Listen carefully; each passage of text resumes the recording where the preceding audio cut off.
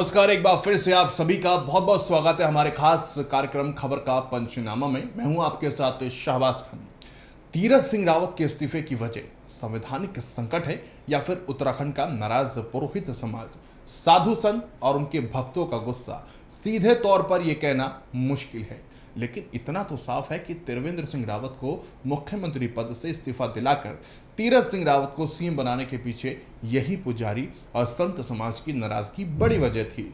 उम्मीद थी कि तीरथ सिंह रावत संत समाज को साध लेंगे, लेकिन 115 दिनों में तीरथ सिंह रावत कोई कमाल ही नहीं कर पाए, बल्कि उन्होंने विवादित बयान जरूर दिया।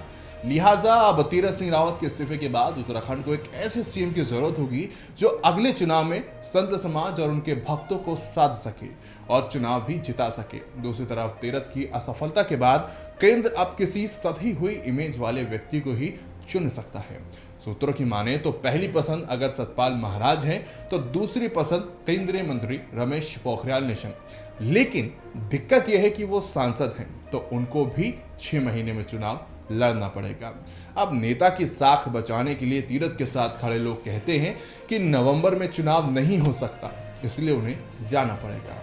कहा तो यह भी जा रहा है कि विधानसभा चुनाव 1 साल के अंदर होना है, इसीलिए चुनाव आयोग मुख्यमंत्री की कुर्सी बचाने के लिए उपचुनाव नहीं करवा सकता।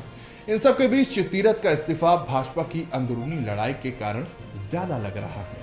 अगर चुनाव नहीं कराना है या नहीं हो सकता तो निशंक को लाने में भी दिक्कत होना लाजमी है। सतपाल महाराज के पास सबसे बड़ा धार्मिक आधार है। फिलहाल वे देवस्थानम बोर्ड पर सरकारी नियंत्रण से पुरोहित समाज नाराज है। हालांकि तीरथ सिंह रावत इसी साल जब 9 अप्रैल यानी कि अपने जन्मदिन पर हरिद्वार के एक आश्रम में साधु संतों से आशीर्वाद लेने पहुंचे थे तो आश्वासन दिया था कि वो जल्द ही उत्तराखंड के 51 मंदिरों में देवस्थानम बोर्ड को सरकारी नियंत्रण से मुक्त करेंगे, लेकिन ये फैसला अब तक नहीं लिया जा सका। लिहाजा पुरोहितों ने अभी धरना शुरू कर दिया है। 29 जून को चारधाम तीर्थ पुरोहित महापंचायत समिति ने पीएम मोदी को पत्र लिखकर देवस्थानम बोर्ड को भंग करने की मांग की। महापंचायत ने पीएम मोदी के साथ ही संघ प्रमुख मोहन भागवत, गृह मंत्री अमित शाह समेत विहिप के कार्यकारी अध्यक्ष को भी पत्र लिखकर उत्तराखंड सरकार पर दबाव बनाया था। चारधाम यात्रा निरस्त होने से भी पुजारी बेहद नाराज हैं। हालांकि यात्रा को रद्द करने का आदेश उत्तराखंड हाईकोर्ट ने दिया था। तीरथ सरकार ने सुप्रीम कोर्ट में चुनौती देने की पूरी तैयारी कर ली थी, लेकिन संत समाज के बीच ये मैसेज गया कि तीरथ सिंह रावत संत समाज को संरक्षण नहीं दे सकते। सूत्रों की माने तो सतपाल महाराज से भी कुछ संत समाज के लोगों ने मुलाकात की थी। चलिए ग्राफिक्स के जरिए आपको बताते हैं कि कैसे सतपाल महाराज को आगे करती है उनकी धार्मिक लीडरशिप। सरकार से जुड़े सूत्रों के मुताबिक उत्तराखंड के पर्यटन मंत्री सतपाल महाराज सीएम पद के मजबूत दावेदार हो सकते हैं। उत्तराखंड में सतपाल महाराज के संत समाज के बीच अच्छी पकड़ होने के साथ ही उन्होंने उत्तराखंड गठन में भी अहम भूमिका निभाई थी। फिलहाल दावेदारों की लिस्ट में सतपाल महाराज का नाम सबसे आगे माना जा रहा है। सतपाल महाराज एक मानव उत्थान संस्था भी चलाते हैं। 1975 में इसका गठन विशुद्ध रूप से धार्मिक आयोजनों के लिए किया गया था। इस संस्था की उत्तराखंड ही नहीं बल्कि पूरे देश में मजबूत पकड़ है। इस संस्था से देश भर के 3000 से ज्यादा आश्रम जुड़े हैं।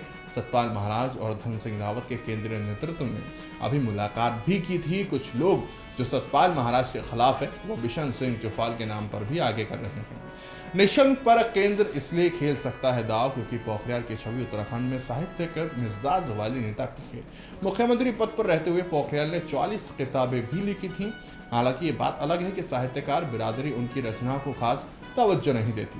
कोरोना काल में सीबीएसई बोर्ड की परीक्षा को लेकर जिस तरह से ऊहापोह की स्थिति थी, पोखरियाल ने उसे बेहद सधे हुए ढंग से डील किया था।